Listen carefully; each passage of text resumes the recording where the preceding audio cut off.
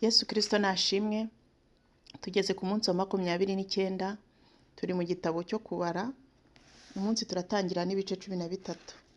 Ni inkuru ivuga ngo abatasi 12 bajya gutata i Kanani. Iyo nkuru kandi tuyisanga no mu gutegeka kwa kabiri igice cya mbere umurongo wa 19 kugera kwa 33. Uwiteka abwira Mose ati, tuma abantu batate igihugu cy'i Kanani, icyo mpa Abisiraheli. Ukura umuntu mu muryango wa basekuruza wose, umuntu wese ari umutware wabo. Mose abatuma ari mu butayu bwa Parani uko Uwiteka yategetse. Abo yatumye bose bari abatware b'Abisiraheli. Aya niyo mazina yabo. Mu muryango wa Rubeni hatumwa Shamuwa mwene Zakuri. Mu muryango wa Simewoni hatumwa Shafati mwene Hori. Mu muryango wa Yuda hatumwa Kalebu mwene Yefune.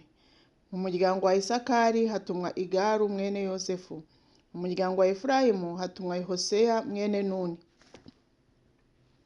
Mu muryango wa Benyamini hatumwa Paruti mwene Rafu. Mu muryango wa Zebuloni hatumwa Gadiyeli mwene Sodi. Mu muryango wa Yosefu niwo muryango wa Manase hatumwa Gadi mwene Susi.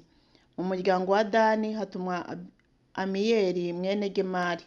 Mu muryango wa Asheri hatumwa Seturi mwene Mikayeli. Mu muryango wa Nafutali hatumwa Nakibi mwene Vofusi. Mu muryango wa Gadi hatumwa Geweri mwene Make. Ayo niyo mazina y'abantu Mose yatumye gutata icyo gihugu. Mose yita Hoseya mwene Nuni Yosuwa. Mose abatuma gutata igihugu cy'i Kanani, arababwira ati, muzamukire muri iyi nzira ica i Negebu, muzamuke mu gihugu cy'imisozi miremire.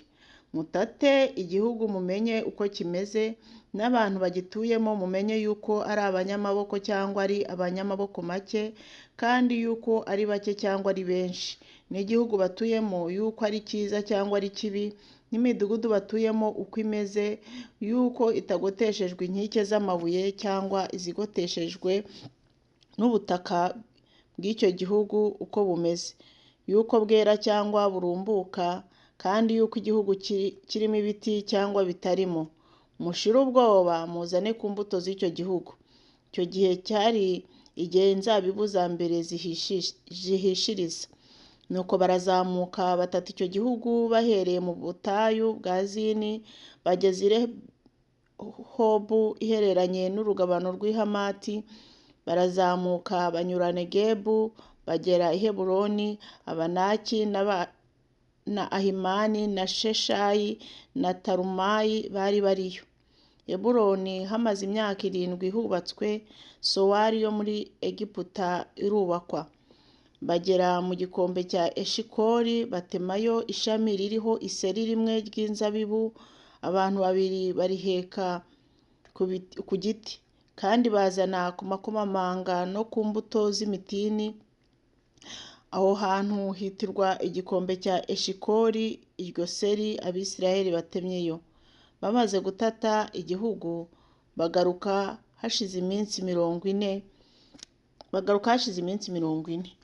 Icumi rizana inkuru y'incamugongo yacyo, Kalebu abahana.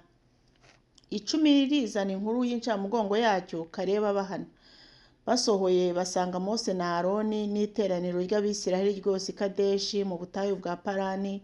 Bababwirana n'iteraniro ryose ibyo babonye, babereka za mbuto z'igihugu. Batekerereza Mose bati, twageze mu gihugu wadutumyemo, ni ukuri koko ni icy'amata n'ubuki, ngize imbuto zacyo. Ariko abantu bagituyemo ni abanyamaboko, kandi imidugudu yabo igoteshejwe inkike z'amabuye, kandi ni minini cyane, kandi twabonyeyo Abanaki. Abameleki batuye mu gihugu cy'i Negebu, Abaheti n'Abayebusi n'Abamori batuye mu misozi, Abanyakanani batuye ku nyanja no mu bibaya bya Yorodani. Kalebu ahoreza abantu imbere ya Mose ati, tuzamuke nonaha tuhahindure, kuko tubasha rwose kuhatsinda. Maze abantu bari bajyanye nawe baravuga bati, ntitwabasha kuzamuka ngo turwanye abo bantu kuko baturusha amaboko. babarira Abisirayeli inkuru y'incamugongo y'igihugu batase, bati igihugu twanyuzemo tugitata ni igihugu cy'umwiryane, kandi abantu twakibonyemo bose ni barebare, kandi twabonyemo abantu barebare banini. Abanaki bakomotse mu bantu barebare banini, twibonaga tubamezeho nk'inzige, nabo bakabona tumeze nkazo. Igice cya 14. Abisirayeli banga kujya i Kanani. Iteraniro ryose ritera hejuru rirataka, abantu iryo joro bararira. Abisirayeli bose bitotombera Mose na Aroni. Iteraniro ryose rirababwira riti, iyaba twaraguye mu gihugu cya Egiputa, cyangwa iyaba twaraguye muri ubu butayu. Uwiteka tujyanira iki muri icyo gihugu kugira ngo tuhicirwe n'inkota? Abagore bacu n'abana bacu bazaba iminyago. Ikiruta si uko twasubira muri Egiputa. Baravugana bati, twishyirireho umugaba dusubire muri Egiputa. Maze Mose na Aroni bikubitira hasi bubamye imbere y'iteraniro ry'Abisiraheli ryose ryari riteraniye aho. Yosuwa mwene Nuni na Kalebu mwene Yefune bari mu mubare w'abatase icyo gihugu, bashishimura imyenda yabo, babwira iteraniro ry'Abisiraheli ryose bati, igihugu twaciyemo tugitata ni cyiza cyane. Niba Uwiteka twishimira, azatujyana muri icyo gihugu akiduhe, kandi ari igihugu cy'amata n'ubuki. Icyakora ntimugomere Uwiteka kandi ntimutinye bene ibyo gihugu, tuzabarya nk'imitsima. Ntibagifite ikibakingira, kandi Uwiteka ari mu ruhande rwacu, ntimubatinye.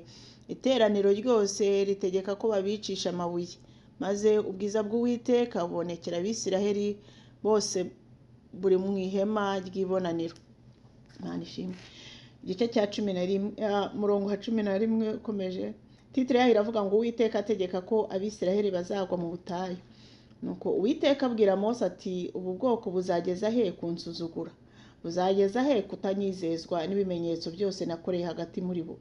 Ndabateza mugiga, mbakureho umwandu wabo, ntugire ubwoko bubaruta ubwinshi bubarusha amaboko. Mose abwira Uwiteka ati, Abanyegiputa bazabyumva, kuko wakuje ubu bwoko muri bo amaboko yawe, babibwire bene icyo gihugu. Barumvise yuko wowe Uwiteka uri hagati muri ubu bwoko, kuko wowe Uwiteka ubonwa n'amaso, kandi igicu cyawe gihagarara hejuru yabo, ukajya imbere yabo uri mu nkingi y'igicu ku manywa no mu nkingi y'umuriro nijoro. None niwica ubu bwoko nk'umuntu umwe, amahanga yumvise inkuru zawe azavuga ati, Uwiteka yananiwe kujyana ubwo bwoko mu gihugu yarahiye ko azabuha. Icyo ni cyo cyatumye abwicira mu butayu.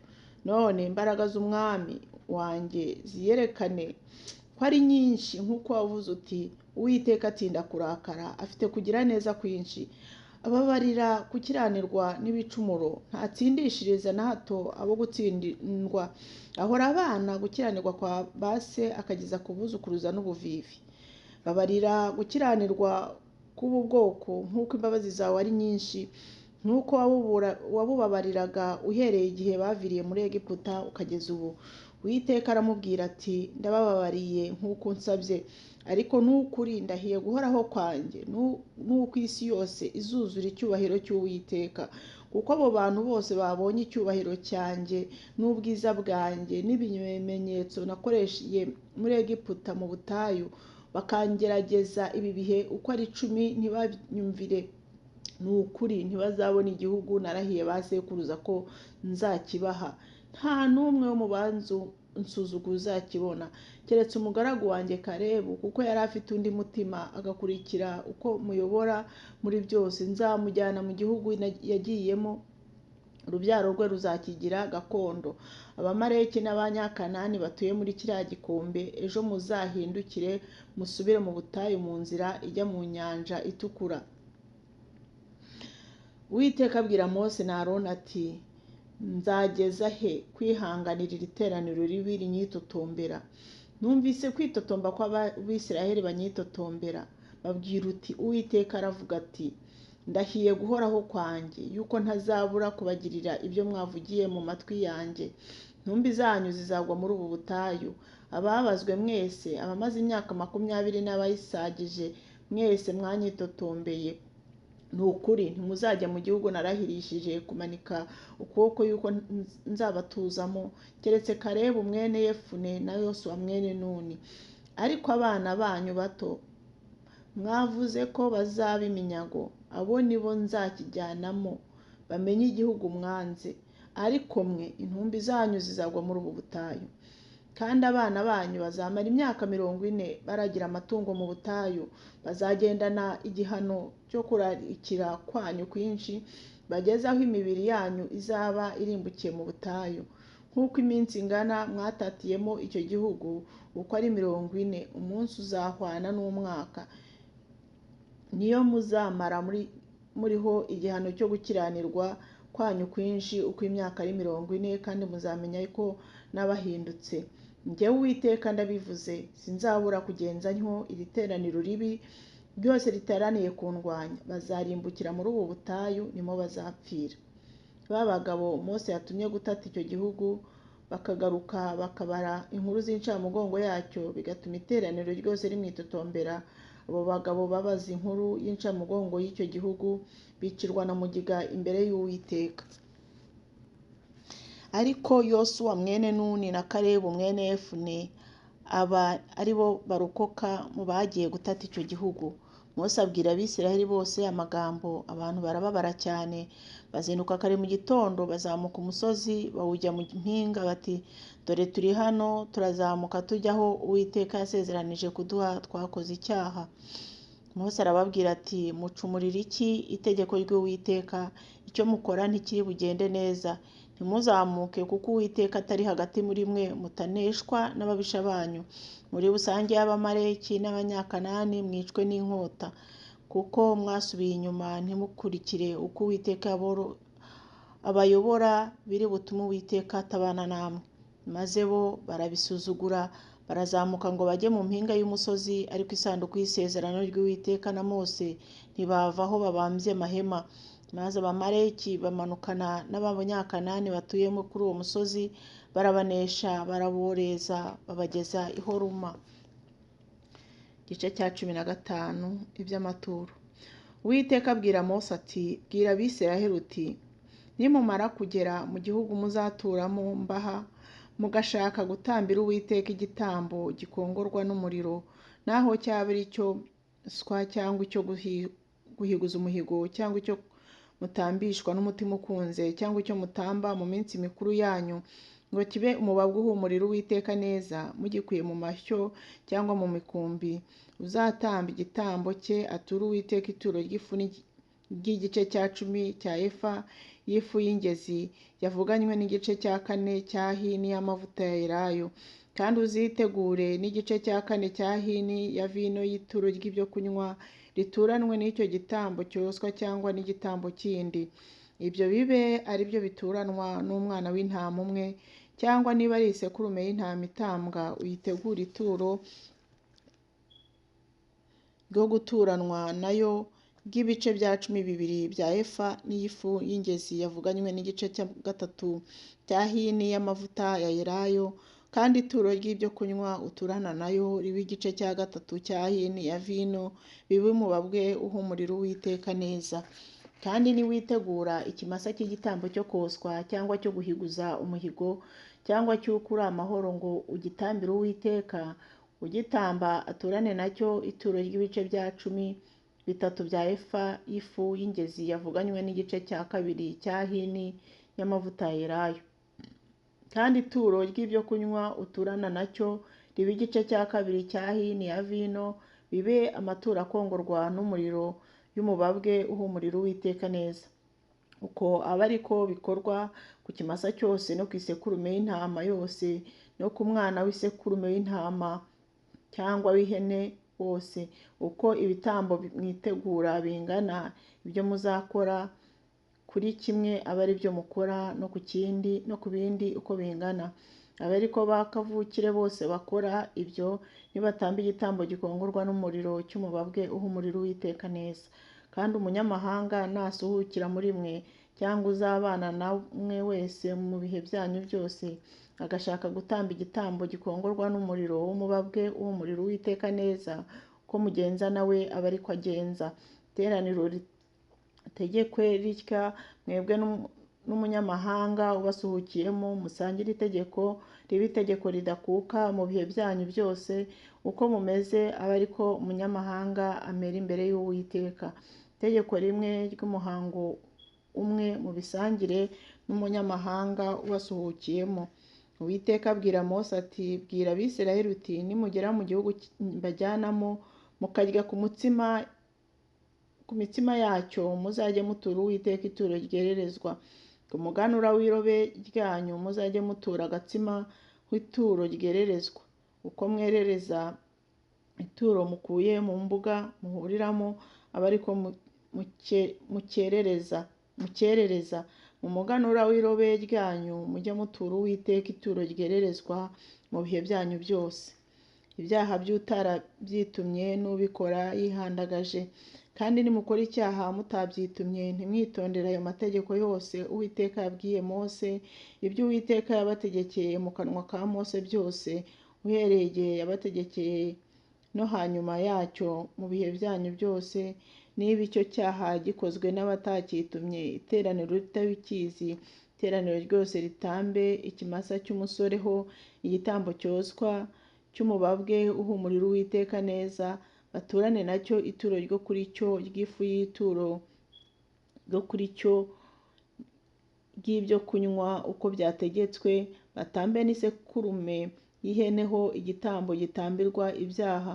Mutambyi ahongerera iteraniro ry'Abisirayeli ryose, bazababarirwa kuko bakoze icyo cyaha batacyitumye, bakazana igitambo cyabo cyo gutambirwa Uwiteka kigakongorwa n'umuriro, n'igitambo cyabo cyo gutambirwa ibyaha, bihongerere icyaha bakoze batacyitumye. Nuko iteraniro ry'Abisirayeli ryose n'umunyamahanga ubasuhukiyemo bazababarirwa kuko ubwoko bwose bwagikoze butakyitumye. Kandi umuntu umwe nakora icyaha atacyitumye, atamba umwagazi w'ihene utaramara umwaka ho igitambo gitambirwa ibyaha. Umutambyi ahongerera umuntu wajijwe agakorera imbere y'Uwiteka icyaha atacyitumye, kandi namara kumuhongerera uwo muntu azababarirwa. Sangire itegeko ukoze icyaha atacyitumye wese, kavukire wo mu Bisiraheli n'umunyamahanga ubasuhukiyemo. Ariko umuntu ukora icyaha yihandagaje, naho yaba kavukire cyangwa umusuhuke, uwo muntu aba atutse Uwiteka, nuko akurwe mu bwoko bwe, kuko yasuzuguye ijambo ry'Uwiteka agaca ku itegeko rye. Umuntu akurweho rwose, azagibwaho no gukiranirwa kwe. Abisiraheli bakiri mu butayu basanga umuntu atoragura inkwi ku isabato. Abasanze azitoragura bamushyira Mose na Aroni n'iteraniro ryose, bamukingiranira kuko bari batarabwirwa uko bamugenza. Uwiteka abwira Mose ati, uwo muntu ntabure kwicwa. Iteraniro ryose rimwicisha amabuye inyuma y'aho baganditse. Iteraniro ryose rimujyana inyuma y'aho, bamutera amabuye arapfa uko Uwiteka yategetse Mose. Uwiteka abwira Mose ati, bwira Abisiraheli batere incunda ku misozo y'imyenda yabo, bagumye kubikora mu bihe byabo byose, kandi badode ku ncunda zo ku musozo wose agashumi k'umukara wa kabayonga. Izo ncunda muzambarire kugira ngo muzitegereze, mwibuke amategeko y'Uwiteka yose muyitondere, mwe gukurikiza kwifuza kw'imitima yanyu n'uko amaso yanyu bikunda kubavusha mu isezerano, kugira ngo mwibuke mwitondere amategeko yanjye yose, mubere Imana yanyu abera. Ndi Uwiteka Imana yanyu yabakuriye mu gihugu cya Egiputa kuba Imana yanyu. Ndi Uwiteka Imana yanyu.